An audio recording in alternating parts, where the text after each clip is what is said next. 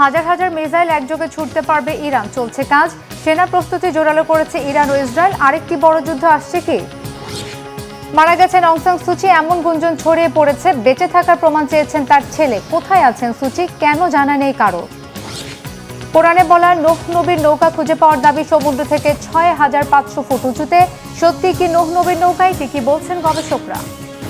আসসালামু আলাইকুম, দেখছিলেন Bangla vision world news headline. এবারে বিস্তারিত। হাজার হাজার মিসাইল একযোগে ছোড়ার সক্ষমতা অর্জনের চেষ্টা চালিয়ে যাচ্ছে ইরান।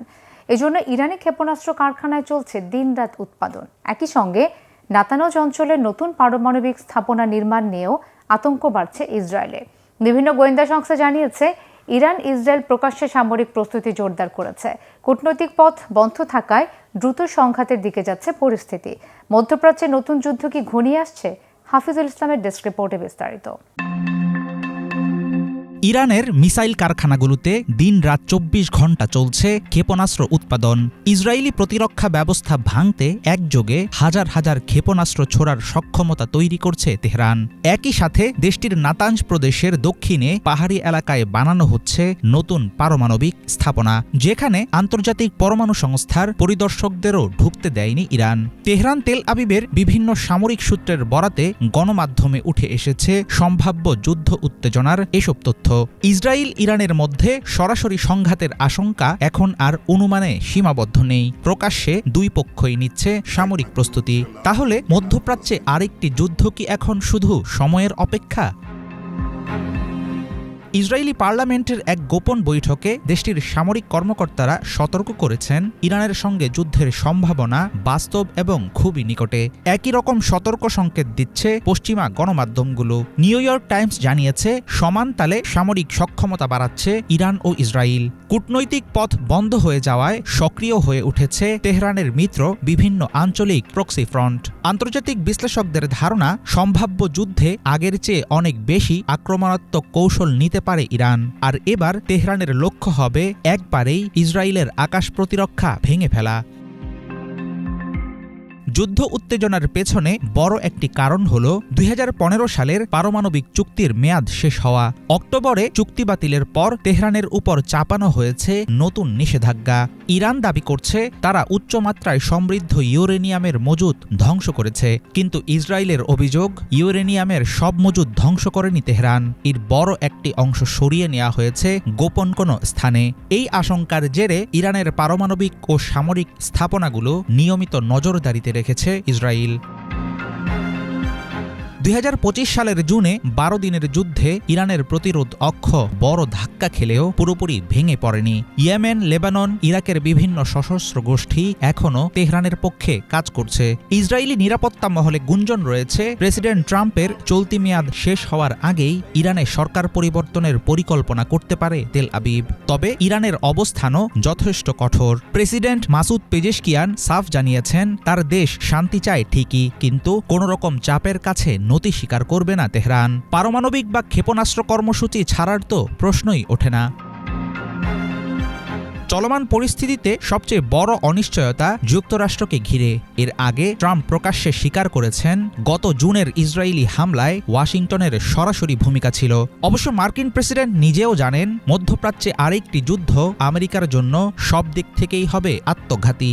ইসরায়েল চাইছে সম্ভাব্য সংঘাতে যুক্তরাষ্ট্রকে টেনে আনতে। তবে ইরান ইসরায়েল যুদ্ধ শুরু হলে সেটা আর দুই দেশে সীমাবদ্ধ থাকবে না। কোনো একটি পক্ষের ভুল সিদ্ধান্তে মুহূর্তেই অগ্নিগর্ভ হয়ে উঠতে পারে গোটা মধ্যপ্রাচ্য। হাফিজুল ইসলাম, বাংলা ভিশন। কারাবন্দী মিয়ানমারের সাবেক প্রধানমন্ত্রী ও নোবেলজয়ী গণতন্ত্রপন্থী নেত্রী অং সান সুচির মৃত্যুর গুঞ্জন ছড়িয়ে পড়েছে। সুচির বেঁচে থাকার প্রমাণ চেয়েছেন তার ছেলে কিম আরিস। কারাবন্দী নেত্রী কোথায় আছেন, কেমন আছেন, জানা নেই কারো। দীর্ঘদিন পরিবার বা দলের কেউ তাকে দেখার সুযোগও পায়নি। কি ঘটেছে অং সান সুচির ভাগ্যে? হিজল জুবারের ডেস্ক রিপোর্টে জানব বিস্তারিত। শেষ খবর পর্যন্ত মিয়ানমারের গণতন্ত্রপন্থী নেত্রী ও শান্তিতে নোবেলজয়ী অং সান সুচি জান্তা সরকারের কারাগারে আটক। কিন্তু দীর্ঘদিন বাইরে থেকে তার সম্পর্কে কোনো নির্ভরযোগ্য তথ্য পাওয়া যাচ্ছে না। টোকিওতে রয়টার্সকে দেয়া বিশেষ এক সাক্ষাৎকারে সুচির ছেলে কিম আরিস বলেছেন, গত 2 বছরে কেউ তার মায়ের সঙ্গে দেখা করতে পারেনি। ফলে তিনি আশঙ্কা করছেন হয়তো তার মা মারা গেছেন, কিংবা আগামীতে কোনো এক সময় মারা গেলে সেই খবরটি তিনি জানতে পারবেন না। আরিস জানান, 2021 সালের সেনা অভ্যুত্থানের পর থেকে সুচির পরিবার ও দল যে সীমিত তথ্য পেয়েছে তাতেও দেখা যাচ্ছে যে তার হৃৎপিণ্ড, হাড় এবং দাঁতের সমস্যা রয়েছে। আরিস বলেন, গত 2 বছরে সরাসরি মায়ের খবর পাইনি। আমার ধারণা মা হয়তো ইতোমধ্যেই মারা গেছেন। কোথায় আছেন, কি পরিস্থিতিতে আছেন, সবই অজানা। তার মা এখনও রাজধানী নেপিদোতে বন্দী থাকতে পারেন বলে মনে করছেন আরিস। তিনি আরও জানান, 2 বছর আগে মায়ের কাছ থেকে পাওয়া শেষ চিঠিতে গ্রীষ্ম ও শীতে কারাগারের অসহনীয় তাপমাত্রার উল্লেখ ছিল। এরপর দীর্ঘদিন খোঁজ নেই তার। বিশ্ববাসী মিয়ানমারের দিক থেকে চোখ ফিরিয়ে নিচ্ছে বলে অভিযোগ আরিসের। সুচি বর্তমানে রাষ্ট্রদ্রোহ, দুর্নীতি এবং নির্বাচন জালিয়াতি সহ বিভিন্ন অভিযোগে 27 বছরের সাজা ভোগ করছেন। যদিও সব অভিযোগই তিনি অস্বীকার করে আসছেন। মায়ের মুক্তির চেষ্টায় কাজ করে যাচ্ছেন আরিস। সে লক্ষ্যে আসন্ন নির্বাচনের সুযোগকে কাজে লাগাতে চাইছেন তিনি। 28 ডিসেম্বর থেকে ধাপে ধাপে শুরু হওয়া এই নির্বাচন তার মায়ের মুক্তি এবং আন্তর্জাতিক চাপ বৃদ্ধির সুযোগ তৈরি করতে পারে। তিনি জাপান সহ বিদেশি সরকারগুলোকে আহ্বান জানিয়েছেন জান্তার ওপর আরও চাপ সৃষ্টি করতে এবং তার মায়ের মুক্তি নিশ্চিত করতে। হিজল জোবায়ের, বাংলাভিশন। আবাসন, শ্রম ও সীমান্ত সুরক্ষা আইন লঙ্ঘনের অভিযোগে 19,576 অবৈধ অভিবাসীকে গ্রেফতার করেছে সৌদি আরবের আইনশৃঙ্খলা রক্ষাকারী বাহিনী। এদের মধ্যে 12,365 জনকে সৌদি আরব থেকে নিজ নিজ দেশে ফেরত পাঠানো হয়েছে। রবিবার সৌদি আরবের স্বরাষ্ট্র মন্ত্রণালয়ের বিবৃতি অনুযায়ী 4 ডিসেম্বর থেকে 10 ডিসেম্বর পর্যন্ত দেশটির বিভিন্ন প্রান্তে অভিযান চালিয়ে এই অভিবাসীদের গ্রেফতার করা হয়। এই অভিযানের মূল লক্ষ্য দেশটির অভ্যন্তরে নিরাপত্তা নিশ্চিত করা। স্বরাষ্ট্র মন্ত্রণালয়ের তথ্য মতে গ্রেফতারকৃতদের মধ্যে আবাসন আইন লঙ্ঘনে 12,506 জন, সীমান্ত নিরাপত্তা আইন লঙ্ঘনে 4,154 জন এবং শ্রম আইন লঙ্ঘনে 2,916 জনকে থানা হেফাজতে নেওয়া হয়েছে। এছাড়াও অবৈধভাবে সীমান্ত পেরিয়ে সৌদি আরবে ঢোকার চেষ্টার সময় 1,418 জনকে গ্রেফতার করা হয়েছে। গ্রেফতারকৃতদের মধ্যে ইথিওপিয়ার 57%, ইয়েমেনের 41% এবং অন্যান্য দেশের 2% নাগরিক রয়েছেন। বর্তমানে সৌদি আরবে 30,427 জন প্রবাসীর বিরুদ্ধে আইনি পদক্ষেপ প্রক্রিয়াধীন রয়েছে। তাদের মধ্যে 28,718 জন পুরুষ এবং 1,709 জন নারী। সৌদিতে কর্মরত রয়েছেন বিশ্বের বিভিন্ন দেশের লাখো অভিবাসী শ্রমিক। আইন লঙ্ঘনকারীদের বিরুদ্ধে দেশটিতে প্রায় ধরপাকড়ের অভিযান চালানো হয়। পবিত্র কোরআন শরীফে বলা মহাপ্লাবনের নূহ আলাইহি ওয়াসাল্লামের নৌকাটি তুরস্কের আরারাত পর্বতে খুঁজে পাওয়ার দাবি করছেন একদল গবেষক। সমুদ্রপৃষ্ঠ থেকে 6,500 ফুট উঁচুতে থাকা এই নৌকা সদৃশ্য বস্তু নিয়ে চলছে নানান আলোচনা। সত্যি কি তাহলে খুঁজে পাওয়া গেল নূহ নবীর নৌকা? কি বলছেন গবেষকরা? ডেস্ক রিপোর্টে জানাচ্ছেন ইমরান মাহমুদ।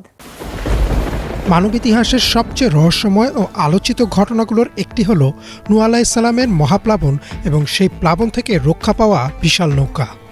তুরস্কের আরারাত পর্বতে পাওয়া গেছে নৌকা সদৃশ এক বস্তু। ধারণা করা হচ্ছে এটাই নূহ আলাইহিস সালামের নৌকা, যা মহাপ্লাবন থেকে বাঁচিয়েছিল বিশ্বাসীদের। সত্যি কি খুঁজে পাওয়া গেছে নৌকাটি? কি বলছেন গবেষকরা? নূহ আলাইহিস সালাম ছিলেন আল্লাহর প্রেরিত একজন নবী এবং ইসলামের ইতিহাসের অত্যন্ত গুরুত্বপূর্ণ একজন ব্যক্তিত্ব। ইসলামের বর্ণনা অনুযায়ী তিনি প্রায় 950 বছর তার জাতিকে আল্লাহর পথে আহ্বান করেছিলেন। তবে দীর্ঘ এই সময়েও অল্প সংখ্যক মানুষই তার ডাকে সাড়া দেন। এমনকি তার নিজের এক সন্তানও অবিশ্বাসীদের দলে থেকে যায়। পবিত্র কোরআনের বর্ণনা অনুযায়ী অবশেষে আল্লাহ সেই অবাধ্য জাতির ওপর নাজিল করেন এক ভয়াবহ মহাপ্লাবন। এই প্লাবনের স্থায়িত্ব ছিল 40 দিন। বলা হয় প্লাবনটিতে আক্রান্ত হয় বিশ্বের অধিকাংশ এলাকা। তবে আল্লাহর নির্দেশে নূহ আলাইহিস সালাম একটি বিশাল নৌকা নির্মাণ করেন, যেখানে বিশ্বাসীরা এবং প্রাণীদের জোড়ায় জোড়ায় আশ্রয় দেওয়া হয়। পানি নামতে শুরু করলে সেই নৌকাটি এসে থামে একটি পর্বতের ওপর, ইসলামী বর্ণনায় যা জুদি পর্বত হিসেবে পরিচিত।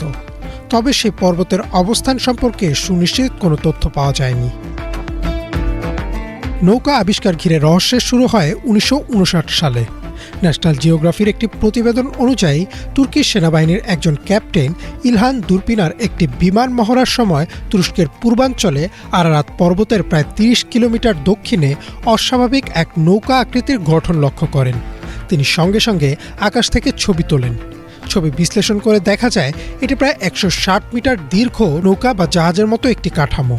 সবচেয়ে চমকপ্রদ বিষয় ছিল এই কাঠামোটি সমুদ্রপৃষ্ঠ থেকে প্রায় ৬৫০০ ফুট উচ্চতায় দেখা যায়। স্বাভাবিকভাবেই প্রশ্ন ওঠে, এত উঁচুতে একটি জাহাজ সদৃশ গঠন কিভাবে এলো? সে সময় এই আবিষ্কার দ্রুতই খ্রিস্টান ও মুসলিম বিশ্বে আলোড়ন সৃষ্টি করে। অনেকে ধারণা করতে শুরু করেন এটাই হয়তো নূহ আলাইহিস সালামের নৌকার অবশেষ। শুরু হয় বৈজ্ঞানিক গবেষণা। গবেষকরা মূলত দুটি বিষয়ের প্রমাণ খুঁজতে থাকেন। এক, নৌকা সদৃশ কাঠামোটির প্রকৃতি, ও দুই, ধর্মগ্রন্থের বর্ণনার বাইরে ইতিহাসে কোনো বৃহৎ প্লাবনের বাস্তব প্রমাণ। ১৯৯০-এর দশকে ভূতত্ত্ববিদ ও সমুদ্রবিজ্ঞানীদের একটি দল কৃষ্ণ সাগর অঞ্চলে গবেষণার সময় লক্ষ্য করেন সেখানে একসময় মিঠা পানির জলজ প্রাণী বাস করত। গবেষকদের দাবি অনুযায়ী প্রায় ৭৫০০ বছর আগে হঠাৎ করে ভূমধ্য সাগরের নোনা পানি প্রবল গতিতে কৃষ্ণ সাগরে ঢুকে পড়ে। এতে বিশাল এলাকা প্লাবিত হয়, যা ইতিহাসের অন্যতম বড় প্রাকৃতিক বন্যার একটি হতে পারে। এই ঘটনাকে আজও ব্ল্যাক সি ডেলিউজ হাইপোথিসিস নামে ডাকা হয়। নূহ আলাইহিস সালামের নৌকা খুঁজে পাওয়ার বিতর্কে নতুন মাত্রা যোগ করে আরেকটি আবিষ্কার। ১৯ শতকে মেসোপটেমিয়া অঞ্চলে পাওয়া যায় কয়েক হাজার বছর পুরনো মাটির ফলক, যাতে লেখা ছিল গিলগামেশের মহাকাব্য। গবেষণায় জানা যায় এই মহাকাব্যের একটি অংশে বর্ণিত হয়েছে এক ভয়াবহ মহাপ্লাবনের কথা, যেখানে বলা হয় সৃষ্টিকর্তার সতর্কবার্তা পেয়ে উতনাপিশতিম নামের একজন ব্যক্তি একটি বিশাল নৌকা নির্মাণ করেন এবং তাতে পরিবার ও প্রাণীকুলকে আশ্রয় দেন। প্লাবন শেষে নৌকাটি এসে থামে নিমুশ পর্বতে। বিস্ময়করভাবে এই কাহিনী কোরআন ও বাইবেলের বর্ণনার সঙ্গে ব্যাপক সাদৃশ্যপূর্ণ, অথচ এটি লেখা হয়েছিল কোরআন নাজিলেরও কয়েক হাজার বছর আগেই। এসব তথ্য একত্রে দেখলে ধারণা করা যায় পৃথিবীর বিভিন্ন সভ্যতা ও ধর্মে একটি মহাপ্লাবন এবং একটি বিশাল নৌকার কাহিনী বারবার উঠে এসেছে। তবে সংশ্লিষ্ট বিষয়ের গবেষকরা এখনও নিশ্চিত করে বলতে পারছেন না যে তুরস্কের দুরপিনার এলাকায় পাওয়া কাঠামোটি কোরআনে বর্ণিত নূহ আলাইহিস সালামের নৌকার অবশেষ। অনেকের মতে এটি প্রাকৃতিক ভূগঠনও হতে পারে। আবার কেউ কেউ মনে করেন আরও আধুনিক প্রযুক্তি ও খননের মাধ্যমে হয়তো ভবিষ্যতে এই রহস্যের চূড়ান্ত উত্তর মিলবে। ইমরান মাহমুদ, বাংলা ভিশন। অস্ট্রেলিয়ায় ইহুদিদের হানুকা উৎসবে ভয়াবহ বন্দুক হামলা চালানো ২ জন ব্যক্তি বাবা ও ছেলে বলে জানিয়েছে পুলিশ। এটিকে প্রাথমিকভাবে সন্ত্রাসী হামলা বলে ধারণা করা হচ্ছে। এদিকে ঘটনার সময় হামলাকারীর বন্দুক কেড়ে নিয়ে প্রশংসায় ভাসছেন এক মুসলিম যুবক। তার কারণে অনেক প্রাণহানি এড়ানো গেছে বলে জানাচ্ছে প্রত্যক্ষদর্শীরা। হিজল জুবারের ডেস্ক রিপোর্ট। ৩ দশকের মধ্যে অস্ট্রেলিয়ায় হওয়া সবচেয়ে ভয়াবহ বন্দুক হামলা বলা হচ্ছে বন্ডাই সমুদ্র সৈকতে ইহুদিদের হানুকা উৎসবে চালানো হামলাকে। এরই মাঝে পুলিশ জানিয়েছে ওই হামলা চালানো ২ ব্যক্তি বাবা ও ছেলে। বাবা ৫০ বছর বয়সী সাজিদ আকরাম, ঘটনাস্থলেই পুলিশের গুলিতে নিহত হয়েছেন তিনি। আর এক হামলাকারী সাজিদের ছেলে ২৪ বছর বয়সী নাভিদ আকরাম। নাভিদ গুলিবিদ্ধ অবস্থায় বর্তমানে হাসপাতালে চিকিৎসাধীন। পুলিশ জানিয়েছে ২০১৫ সাল থেকেই অস্ত্রের লাইসেন্সধারী ছিলেন হামলাকারী সাজিদ। তার পরিচয় জানাতে গিয়ে অস্ট্রেলিয়ার স্বরাষ্ট্রমন্ত্রী টনি বার্ক বলেছেন, সাজিদ ১৯৯৮ সালে শিক্ষার্থী ভিসায় অস্ট্রেলিয়ায় গিয়েছিলেন। ছেলে নাভিদ জন্মসূত্রে অস্ট্রেলিয়ার নাগরিক। এদিকে ভয়াবহ এই ঘটনার সময় অমিত সাহস দেখিয়ে এক হামলাকারীর বন্দুক কেড়ে নিয়ে প্রশংসায় ভাসছেন এক মুসলিম যুবক। আহমেদ আল আহমেদ নামের ওই যুবক নিউ সাউথ ওয়েলসের সাদারল্যান্ড শহরের ফলের দোকানদার। হামলাকারীর কাছ থেকে বন্দুক ছিনিয়ে নেওয়া আহমেদকে বীর আখ্যা দেয়া হচ্ছে। আহমেদের বন্দুক কেড়ে নেয়ার একটি ভিডিও এরই মাঝে বিভিন্ন সামাজিক মাধ্যম ও গণমাধ্যমে ভাইরাল হয়ে ছড়িয়ে পড়েছে। এতে দেখা যায় একটি গাড়ির আড়াল থেকে দৌড়ে গিয়ে এক হামলাকারীর ওপর ঝাঁপিয়ে পড়েন আহমেদ। হামলাকারীর হাতে একটি বন্দুক ছিল। পেছন থেকে আকস্মিকভাবে আক্রমণ করে মুহূর্তেই অস্ত্রটি ছিনিয়ে নেন আহমেদ। পরে ওই বন্দুক হামলাকারীর দিকেই তাক করেন। এরপর হামলাকারী পিছু হটতে বাধ্য হয়। ওই হামলাকারী দূরে পালিয়ে গেলে বন্দুকটি নামিয়ে রাখেন আহমেদ। তার এই সাহসী পদক্ষেপের ফলেই আরো অনেক জীবন রক্ষা পেয়েছে। আহমেদকে রিয়েল হিরো আখ্যা দিয়েছেন অস্ট্রেলিয়ার নিউ সাউথ ওয়েলসের প্রিমিয়ার ক্রিস মিন্স। তিনি বলেন, তার জীবনে দেখা এটি সবচেয়ে অবিশ্বাস্য দৃশ্যগুলোর একটি। আহমেদের সাহসিকতার কারণেই অসংখ্য মানুষ সম্ভাব্য মৃত্যুর হাত থেকে বেঁচে গেছে। এই ঘটনায় আহমেদের প্রশংসায় ভাসছে নেট দুনিয়া। অনেকেই বলছেন, আহমেদের এই সাহসিকতা প্রমাণ করেছে যে সহিংসতার সাথে ধর্মীয় পরিচয়ের কোনো সম্পর্ক নেই। তার এই অমিত সাহস মানবতারই প্রতিচ্ছবি। প্রাথমিকভাবে ইহুদিদের উৎসব ঘিরে চালানো এই হামলাকে সন্ত্রাসী কর্মকাণ্ড হিসেবে বিবেচনা করছে পুলিশ। অস্ট্রেলিয়ার প্রধানমন্ত্রী অ্যান্থনি আলবানিজের মতে ইচ্ছাকৃতভাবে ইহুদি সম্প্রদায়কে লক্ষ্য করে এই হামলা চালানো হয়েছে। ন্যাক্কারজনক এই ঘটনার তীব্র নিন্দা জানিয়েছে Ahmadiyya Muslim community Australia, Australian national imams council সহ অন্যান্য মুসলিম সংগঠনগুলো। হিজাল জোবায়ের, বাংলা ভিশন। 15,000 ফুট ওপর আকাশে স্কাই ডাইভিং করতে গিয়ে মৃত্যু ঝুঁকিতে পড়েন এক যুবক। লাফ দেওয়ার মুহূর্তে খুলে যায় তার প্যারাশুট, যা দমকা হাওয়ায় গিয়ে আটকে পড়ে বিমানের ডানায়। শূন্যে ঝুলে থাকা সেই ভয়াবহ মুহূর্তের ভিডিও এরই মধ্যে ভাইরাল। ঘটনার পর কি হয়েছিল যুবকের? বিমানটি ঠিকঠাক অবতরণ করতে পেরেছে কি? মোর্শেদ আলমের ডেস্ক রিপোর্ট। প্রায় 15,000 ফুট উঁচুতে উঠে রোমাঞ্চ খোঁজার পরিকল্পনা ছিল, কিন্তু এক মুহূর্তের ভুলেই তা রূপ নেয় মৃত্যু ভয়ের মুখোমুখি হওয়া এক অভিজ্ঞতায়। স্কাই ডাইভিং এর সময় লাফ দিতেই আচমকা খুলে যায় প্যারাশুট। দমকা হাওয়ায় সেটে গিয়ে আটকে পড়ে বিমানের ডানায়। আর 15,000 ফুট উচ্চতায় শূন্যে ঝুলে থাকেন এক স্কাই ড্রাইভার। ভয় ধরানো সেই দৃশ্যই এখন ভাইরাল সামাজিক যোগাযোগ মাধ্যমে। বিভিন্ন সংবাদ মাধ্যমের প্রতিবেদন অনুযায়ী কুইন্সল্যান্ডের মিশন বিচ থেকে একটি সেসনা ক্যারাভান বিমানে করে স্কাই ডাইভিং এর জন্য আকাশে উঠেছিলেন ওই যুবক। সঙ্গে ছিলেন আরো 17 জন স্কাই ড্রাইভার। পরিকল্পনা অনুযায়ী 15,000 ফুট উচ্চতায় পৌঁছে একে একে লাফ দেওয়ার কথা ছিল সবার, কিন্তু ওই স্কাই ড্রাইভারের পালা আসতেই ঘটে যায় বিপত্তি। বিমানের দরজা থেকে লাফানোর মুহূর্তেই তার প্যারাশুট অকালেই খুলে যায়। প্রবল হাওয়ার তোড়ে প্যারাশুটটি ছিটকে গিয়ে আটকে পড়ে বিমানের ডানায়। মুহূর্তের মধ্যে তৈরি হয় ভয়াবহ পরিস্থিতি। 15,000 ফুট উপর থেকে প্যারাশুট সহ বিমানের সঙ্গে ঝুলে থাকেন তিনি। নিচে শুধু শূন্যতা, আর উপরে ছুটে চলে বিমান। ভয়াবহ এই ঘটনাটি ঘটেছে অস্ট্রেলিয়ার কুইন্সল্যান্ডে। জানা গেছে, অসম্ভব সাহস আর উপস্থিত বুদ্ধির জোরে শেষ পর্যন্ত নিজে সেই পরিস্থিতি থেকে বেরিয়ে আসতে সক্ষম হন ওই যুবক। সামান্য আঘাত পেলেও তিনি নিরাপদে মাটিতে অবতরণ করেন। অল্পের জন্য রক্ষা পায় তার প্রাণ। ভয়াবহ এই মুহূর্তের ভিডিও প্রকাশ করেছে অস্ট্রেলিয়ার পরিবহন নিরাপত্তা ব্যুরো ATSB।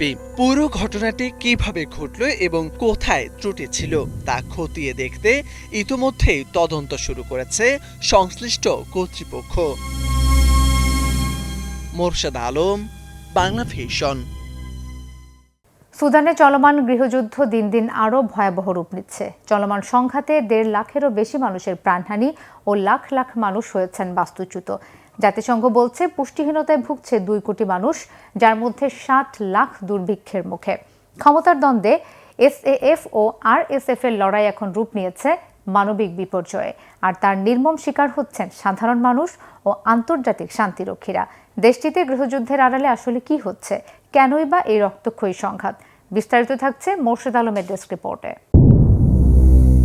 সুদানের কর্দোফান অঞ্চলের আবেই এলাকায় জাতিসংঘের শান্তিরক্ষী বাহিনীর ঘাঁটিতে সন্ত্রাসী হামলায় বাংলাদেশের 6 শান্তিরক্ষী নিহত ও 8 জন আহত হওয়ার ঘটনা আবারও চোখে আঙুল দিয়ে দেখিয়ে দিল আফ্রিকান এই দেশটিতে চলমান গৃহযুদ্ধ কতটা ভয়াবহ রূপ নিয়েছে। প্রায় 2.5 বছর ধরে চলা সংঘাতে এখনো পর্যন্ত 1.5 লক্ষাধিক মানুষের প্রাণহানি ঘটেছে। বাস্তুচ্যুত হয়েছেন লাখ লাখ মানুষ। জাতিসংঘের হিসেব অনুযায়ী প্রায় 2 কোটি মানুষ পুষ্টিহীনতায় ভুগছে, যার মধ্যে অন্তত 60 লাখ মানুষ সরাসরি দুর্ভিক্ষের মুখে।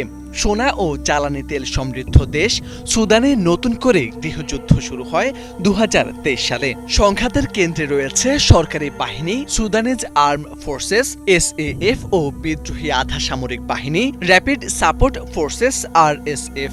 ক্ষমতার ভাগাভাগি, সামরিক নিয়ন্ত্রণ এবং ভবিষ্যৎ শাসন ব্যবস্থা, এই তিন প্রশ্নেই মূলত মুখোমুখি দাঁড়িয়েছে দুই শক্তি।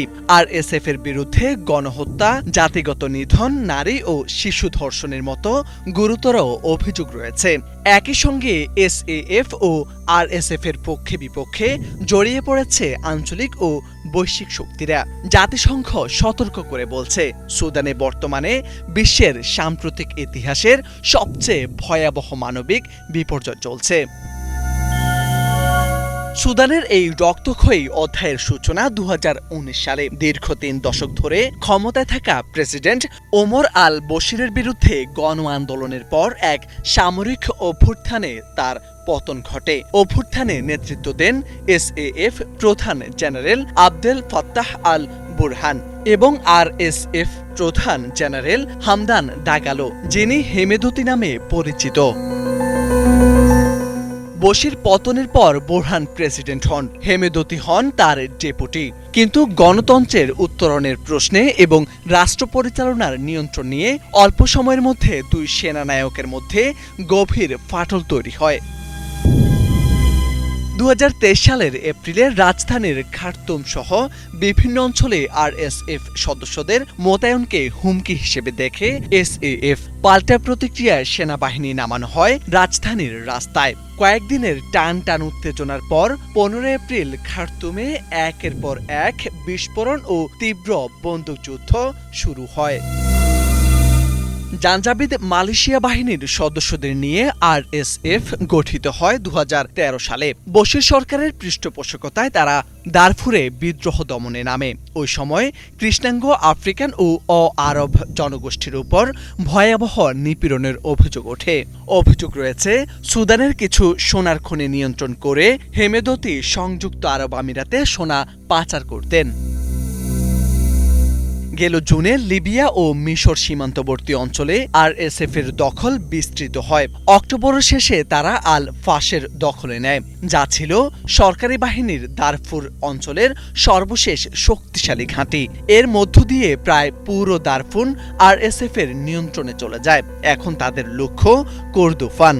দক্ষিণ সুদানের সীমান্তবর্তী এই অঞ্চলে ড্রোন হামলা বাড়িয়ে দিয়েছে আরএসএফ। এমনই এক বাস্তবতায় আবেইয়ে জাতিসংঘ ঘাঁটিতে হামলার শিকার হন বাংলাদেশি শান্তিরক্ষীরা। ক্ষমতা আর সম্পদের লোভ ও দ্বন্দ্বে দুই জেনারেলের লড়াই এখন রূপ নিয়েছে একটি জাতির অস্তিত্ব সংকটে। যুদ্ধক্ষেত্রের বাইরে অনাহার, রোগ ও বাস্তুচ্যুতির বোঝা বইছে কোটি কোটি সাধারণ মানুষ। আর সেই আগুনে পড়ছে আন্তর্জাতিক শান্তিরক্ষীরাও, যার নির্মম প্রমাণ আবেইয়ে বাংলাদেশের 6 সেনার আত্মত্যাগ। মোরশেদা আলম, বাংলা ভিশন। এই ছিল আজকের মতো। এতক্ষণ সাথে থাকায় ধন্যবাদ সবাইকে।